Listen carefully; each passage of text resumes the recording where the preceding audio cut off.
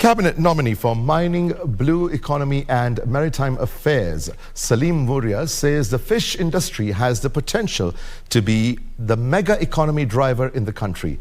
Appearing before the National Assembly Committee on Appointments, Mvurya said if the country is able to invest in supporting the local fishermen and other investors in the fishing regions, the country can raise the income from 27 billion shillings to over 350 billion shillings. Here is Ben Chumba with details from the final day of the vetting of nominees to the cabinet.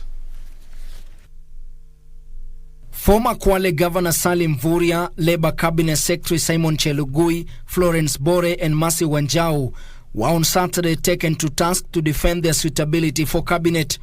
Mvurya, who has been nominated to head the Blue Economy docket, told members of parliament that there is so much potential in that remains untapped in Kenya's maritime. This is an area where government has to come in. We can't have a situation where we don't have data, where investors are the ones who are telling us how much gold. So I think the first thing that we will do now for entirely all the minerals in Kenya, we will have a geological survey, which I think there's a process which has already begun. And that process has to be concluded so that we can know which is where. Mvurya pledged to digitize the application and issuance of mining licenses to tackle cases of corruption at the ministry should he be cleared to assume the docket. We will immediately digitize that process so that those who want to apply for licenses do not have to run around looking for people in hotels for breakfast meeting or whatever. They can do it at a click of a button. The committee, chaired by Speaker Moses Wetangula, sought answers on the framework of accessing the much-anticipated ASLA's fund. And we will work with other ministries to register the potential beneficiaries of this fund. The second stage is to group these members, these hustlers, and we will group them in societies, in circles, in chamas. Some of them already exist. Some of them are already grouped. They are already in various cooperatives. We will be able to now actualize that, including those who are not.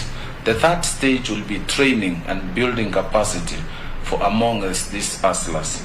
And then the fourth stage will be now financial support. While outlining his vision for the cooperatives ministry, Chelugui said if approved, he would protect and bring order across 22,000 cooperatives with assets worth 1.5 trillion shillings across the country. The leaders have taken advantage of unsuspecting members of the society.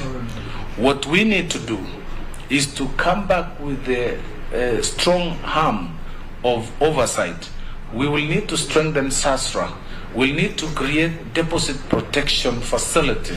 We need to create a common central liquidity facility for the SACCOs so that SACCOs can borrow from each other the way banks borrow from each other. Labour and Social Protection Cabinet Secretary nominee Florence Bore told the vetting panel how she intends to find ways to engage the informal sector in contributing to the National Social Security Fund, NSSF. The person who gets a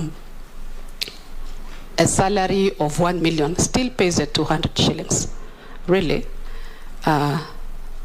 we need to increase depending on the amount that a person is earning. Secretary to the cabinet nominee Mercy Wanjau, the last cabinet nominee to face the vetting panel, was at pains to explain her net worth. A section of lawmakers raised concern about inconsistencies in the documents she tabled about how much she owns. Why she's turning this place to an accounting firm? Mercy, that's what I expect.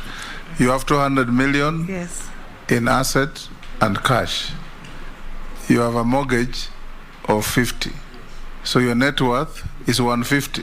The week-long vetting exercise came to a close on Saturday. Ben Chumba, Legends Edition.